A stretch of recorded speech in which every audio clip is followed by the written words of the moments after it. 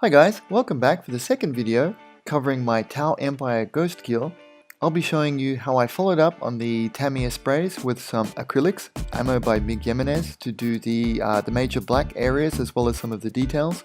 I then used some enamel washes and then switched back to acrylics again to do the chipping. Let's go! Here's how I want to start the model, a very solid glossy white. Click the top right for a link on how I did it in the previous video. Next we're going to go with ammo by Mig Jimenez, matte black. Now this is an airbrush ready acrylic paint and it's very easy to work with. Now I'm not going to airbrush it, in fact I'm going to hand brush it, and it also works really well for this, and I'll show you why. First things first, give it a really good shake.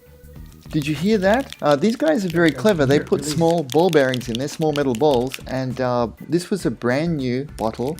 When I first started shaking it, the ball bearing it's captured in the paint at the bottom. As I start shaking it, you can hear the ball release inside. You'll feel it a little bit too. That's when you know the paint is mixing up properly. Go with a couple of drops here. I'm using a waxed paper palette, so it's just very simple, and it stops the paint from drying on it. Then selecting a medium-sized brush, quickly dip it in the water. That will help protect your bristles. And then I've just mixed a little bit, just very much a touch into the paint here. It's water soluble, so it works really nicely. And that's it, you're in business. Now applying it to the model is really easy. Because the paints are already thinned for airbrush and paint use, I'm applying it more as a wash. If you're used to using some other acrylic paints, they're a lot thicker and they'll go on with a slightly different technique. So you can see I'm a lot looser and faster with this. And because it's over a white base coat, some shading and pre-highlighting occurs naturally. And I found that to be really super useful. I knew I could cheat a little bit and let the paint do some of the work for me. And you know, we're all about making things easier for ourselves, right? One of the things I try to keep in mind here is being neat.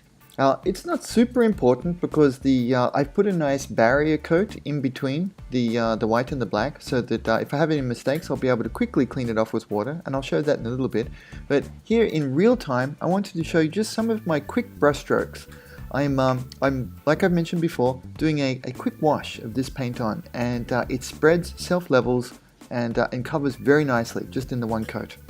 Flipping the model around, and you can see I started painting directly from the bottle here. I realized that I didn't really need to be dipping it into water, and you can see some of the properties here. It's both self-shading and self-highlighting for me very nicely.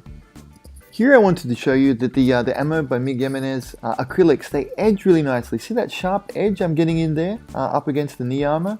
I really liked it, most impressed. And here we have it. This is one quick pass of ammo by Mig Jimenez matte black on all of the details and areas that I wanted to be black, and as a pre-shade for some of the areas I want to paint grey or metallic.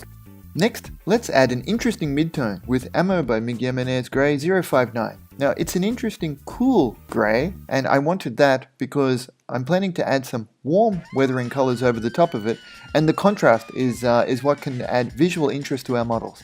Coming back to normal speed here so you can have a look at my brush strokes, I still call this the base coating stage. Now this is a single layer over the top of black, and you can see that the opacity and coverage is excellent, as is the paint's ability to stay within details and keep a fine edge whilst painting around and keeping it neat and tidy. Zooming in quickly here, I wanted to show you that I found this paint was fine for working on smaller detailed areas with the sharpest end, the pointiest end of the brush. And equally I found I could then flick over and still get really good coverage on this circular area back here. Next you can see, I'll speed it up just to make it quicker for you, but you can also see that I didn't need to change the dilution ratios of the paint to then work it in and around these very fine details around the vents on this back thing here. And I was able to work it down and get really good coverage, yet very clean, sharp details with it too. Now, yes, I'm pretty good with the brush, but if the paint's not cooperating, I can't do it. So, most impressed here.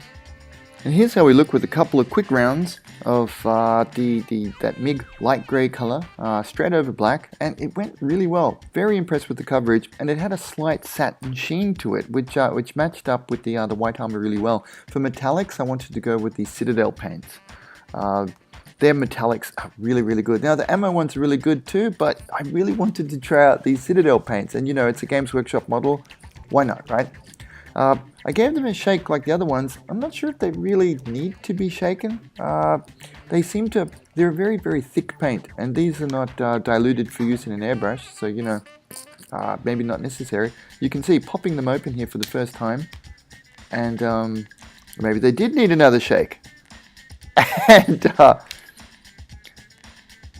when I opened them up though, you know, I didn't stir them either. I mean, look at that. You can see it if I can get it back in camera. Come on, guy, work with me. They look great. And this is the base color gold. It's Retributor armor, and it says on the bottle that it's a base color, and I was super impressed with it. I've used a bunch of different you know, metallic paints over the years, but this one, it's the first of the real base color golds that I've tried from Citadel, and most impressed. I mean, you can have a look at it. I'll focus in here, and in one coat over black, it goes on super well. Same brush too. I basically painted this model once again with the old Uncle Linc one brush special. The one note here, if you happen to be trying acrylics and metallics, the combination, for the first time, I do recommend you painting them over black. Black gives them a like a solid. It's not reflective, but metallics just look so much better over black. You can also paint them over white. Will give you a very bright effect, but it's just different. When you're starting out, if you're not sure how to do it, going with black is a good way to learn from. And look at that. That's one decently, you know, thick coating, and it looks great. I mean, you could just leave it at that. It's nice and shiny and reflective. It will self-highlight to a point, and just looks great. Citadel acrylic metallics. You know, big thumbs up here on the Retributor armor for gold. This will be one of my go-tos for sure. Let's come in for a close-up, and yeah, look at that. Solid. I wanted to show here, I flipped the model around, and you know, this is deep up under the model, and I've seen you know, I've checked out a couple of other people's builds and paint ups of these on, say, you know, Instagram and what have you, and I'm seeing people paint them in real micro components, splitting them up, and you know, I honestly don't get it.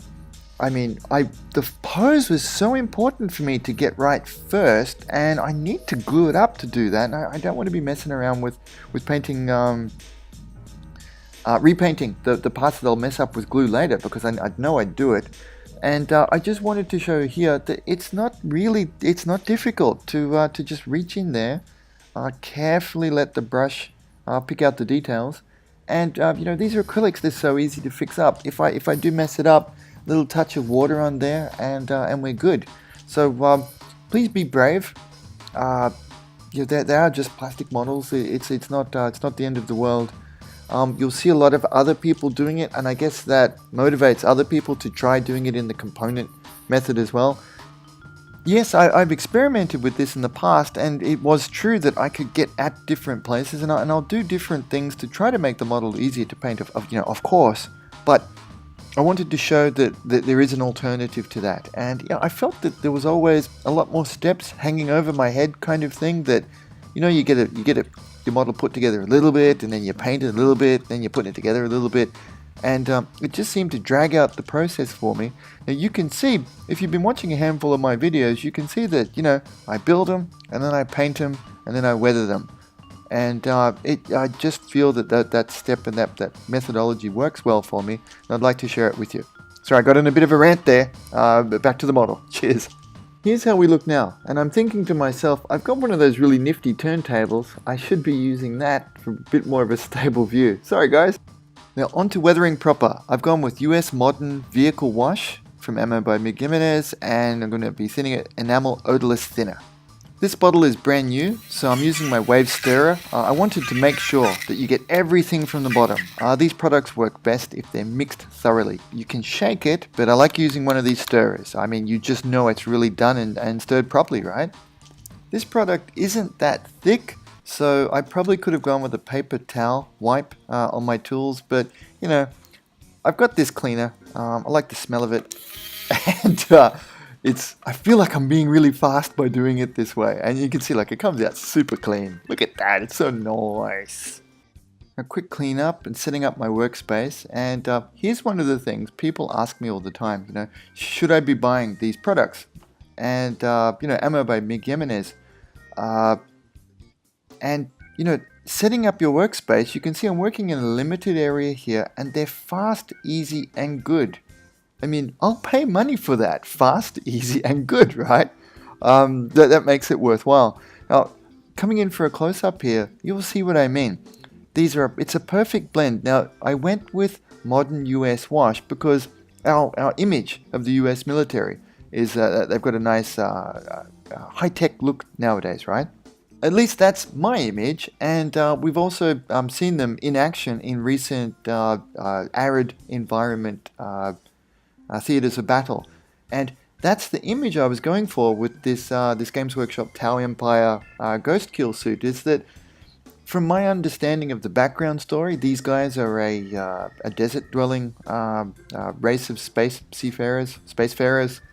And so I wanted this to have a high-tech, clean look, but also give a nod back to its the arid homeworld idea. So this brown warm color is contrasting really nicely with the cool white and the cool gray that I've used so far. Now the wash product, you can see how easy it is. I'm using my same brush, yep, Uncle Linc, one brush, one model, and I'm dotting it in to the details. It really is that easy.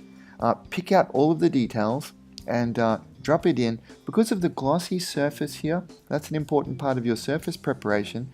It will allow this mineral spirit-based product, it has a low surface tension, much lower than acrylics, so it will flow very nicely into and around details. And what we're doing here is adding to the visual contrast. I mean, as we put the darker color into the recesses of the model, it's adding a shadow and outlining effect. In Japanese, we call that the sumi-ire effect, and it comes from the old days of doing the 2D artworks that they're known for. Now, as a quick memo on technique here, I'm going for a clean, crisp look for this towel. I want it to be slightly weathered, a little bit dirty so it's seen use, but not overly weathered and done. So rather than liberally wash the entire model with this product, which you could do for a different look, I'm systematically and strategically placing it into details that I'd like to accentuate. And in the future, when I want to do a more heavily model, you could see that we could go with something that would be comparative to the gunk wash that some people use on Gunpla, which is also an effective technique, and you could use this product for that as well. I'd just like to point out that you can see I'm painting straight out of the bottle. I didn't need to do anything further with this product, and again, I'd like that in that it helps me keep my creative flow and processes going. I don't have to mess about getting something ready to then start doing it. It's just mix it, open the bottle, and I'm in action. So I really like that. Good stuff. Here's something different I wanted to point out that I found in my video. Being as it's the top of the model, it's more likely that dirt, grime, dust, etc. will accumulate on the upper facing parts of the model, particularly around the neck here. It's underneath a flamethrower there, so I wanted it to be a bit heavier. So you can see that I've liberally doused the area, and I'll come back and then make it more of a localized wash with some odorless thinner in just a moment. The power of video, just a moment became just now. Odorless thinner here by Ammo by Mig Jimenez. It really is good stuff. Doesn't smell. I've got some Tamiya one as well. It's alright. And I've got some other turpentine, etc. But I hate the smell of that stuff. And it gives me a burnt sensation in the back of the throat if I work with it for too long. So really simply here, I changed brushes. You don't have to, but just in case I needed to re-wash the model, I kept one brush with the US modern wash on it. And I'm using this one straight into the thinner. I keep one bottle. I bought one extra bottle of the odorless thinner just for this. And dipping it back in, it doesn't seem to cross-contaminate it too badly. And I'm cleaning up. Like mentioned before, I wanted this to be relatively clean.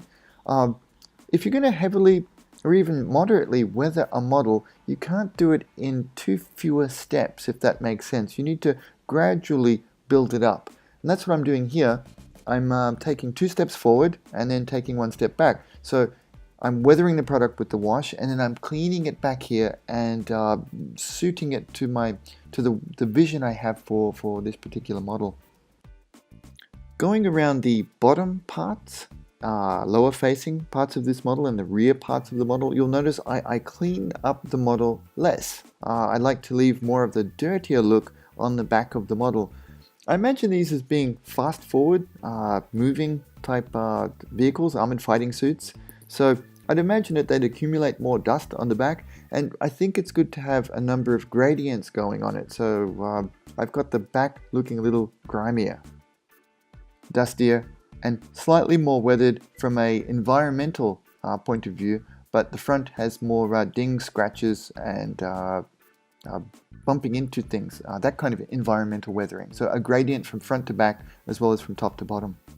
Coming back to normal speed here again, I wanted to show you that with this wash you can be quite pinpoint. Just with the 2 steps here, first putting the wash on, and I've not let it dry for long, say 30 minutes to an hour. Just the working time that it took me to get around this medium-sized model, smallish model really, and then come back with the odorless thinner. And you can see that you're able to keep it quite pinpoint in places just with the very simple use of a pointed brush, medium-sized pointed brush. So it's a useful one. Look there, streaking down. When I have excess materials like that, I start some downward streaking processes here, and that helps to give gives a little bit of reality, motion vectors, and other effects to the model whilst you're doing your pinpoint wash. See that pool there on the back of the knee that I'm cleaning up there? Now I like the enamel products in that they stay wet longer than working with the water-based acrylic versions. And I live in a warm climate for one, but I like that I can retouch them because I've had the acrylics dry too quickly and leave a nasty ring. Here we are after the pin wash, and some very light chipping has been applied to one half of the model as a bit of a preview, and this is what I'm going to be showing you in the next step. Here's a close-up. The combination of brown with the brown chips looks great. Now for chipping, I've gone with Vallejo model color 70.822 German camo black brown, and I'm gonna, for the next video, for you guys, what is it, RLM 61 I was showing there. For you guys, for my patrons, I want to be completely honest, this is exactly what I used, and this crappy old bathroom sponge that I took out of the underneath the cupboard in the bathroom. I just pull a bit off there, and I know I've seen people use really fancy ones, and they have to use like a sea sponge something, but nah. The crappy plasticky sponges like that work just fine. And then a nice sharp brush from the selection. Okay, back to the truth bombs that I wanted to share. I'm going to sell part of this video to Ammo by Mig Jimenez, and I hope you guys will forgive me because I need the money for my business, and I need to show one of their products.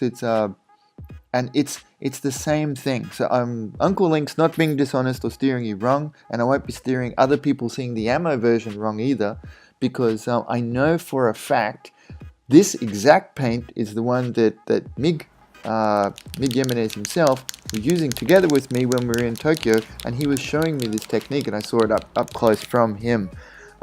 The Ammo by Mig Jimenez product that they use, I haven't heard it exactly, but I've seen it, and I believe it to be a rebadge of this stuff.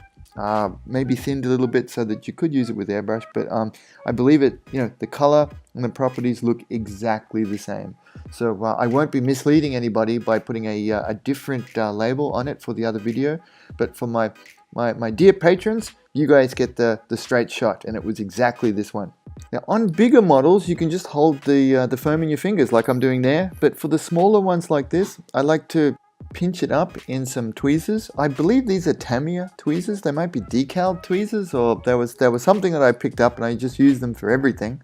I dot it into the paint, give it a tap tap tap on my kitchen paper there, my paper towel. Kitchen paper I think might be the Japanese name, sorry. And so it's like kind of like dry brushing in a way. You want it to be pretty, you don't want it wet, you're not coating it on, because we just want the outermost edges of the model to catch on to the the raised part of the foam here.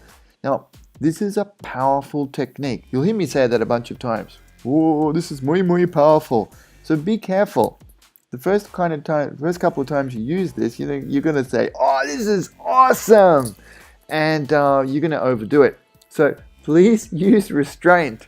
I'm the worst one to say that because I have like no restraint. But it's really fun to do. But plan it out a little bit. Try it in different sessions, just so you don't go crazy. This paint will dry pretty quickly. And it'll set up quickly, so it may be difficult to recover from if you haven't set yourself up. Now, old Uncle Linc, I'm well set up here because I did the base color here with the Tamiya lacquer paint. So any places where I mess up, the underlayers here, I've got mineral spirit based washes and enamel based underneath.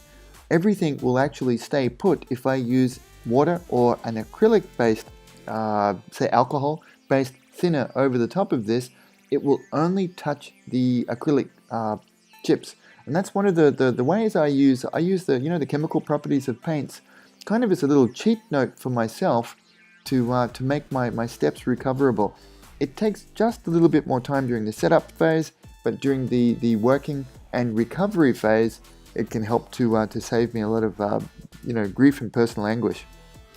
There were a couple of places of this model that I didn't actually glue up because the fit was great. And for painting just a couple of things like this, and for showing it for the camera in particular, this really paid dividends. Now you can see up close here, very lightly. Now it's a powerful effect, so very lightly, just to detail and outline some of the outer areas here. Now this being white is quite difficult to highlight.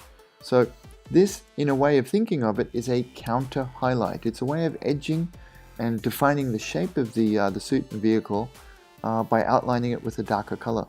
And it made it look really awesome. It really brings it into sharp focus. Our eyes and brain like this. There you go. That looks pretty sweet. I'm really liking how it looks. So yeah, a few more touches there, and we're pretty good. We'll come in for a little bit of a close-up there to finish off, and you can see that's added a great deal of detail. The washes, and then the chipping over the top. Thanks guys, we're done for today. I hope you made it through with me, and next time I'm going to show you my test run on how I use the oil brushes, also by Mig Jimenez, and how I use them for effects. More soon. Thanks very much. Cheers. Bye.